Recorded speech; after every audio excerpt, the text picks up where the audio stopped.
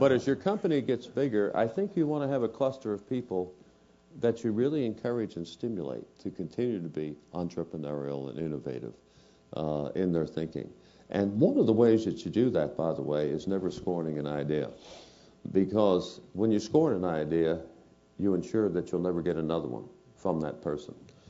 And we try to show the respect that we have for anybody's ideas. Our rule is that you get an answer in a week. If you and get in touch with anybody, Gary Kelly, me, Colleen Barrett, doesn't make any difference.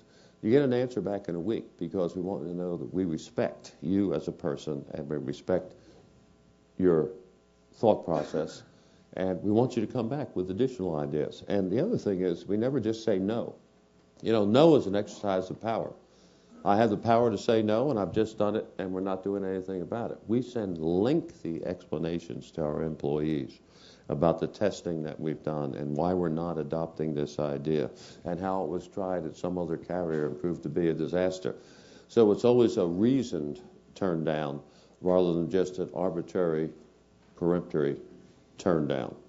And that's one way you can stimulate those ideas. I'll give you an example, Professor Parker. We had quite a crisis in the airline industry where the FAA ruled that you had to take some seats out, you know, to provide more room for access to the over-the-wing exits.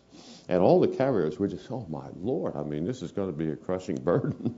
And, you know, we're losing a lot of our seats. And so one of our mechanics sent me a little diagram and said, Herb, I figured out how we can add a seat and still comply with this rule. Just out of the blue, when the other carriers were coming up with Continental Light, United Shuttle, etc., they threw us all out of their computer reservation systems, GDSs, Global Distribution Systems, and the American Society of Travel Agents, ASTA, came to see me, and they said, we have to handwrite tickets on Southwest Airlines. You know, we can't auto-generate tickets. And I said, well, how about if we just do without tickets? You know, if you don't need a ticket, you don't have to write anything out. And they said, oh, that would work pretty well. And then they left. And I said, okay, now how do we do that?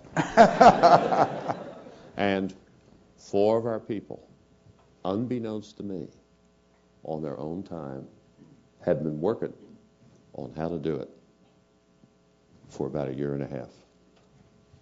And we brought it up, lickety-split. So, didn't have to write any tickets if we didn't have any.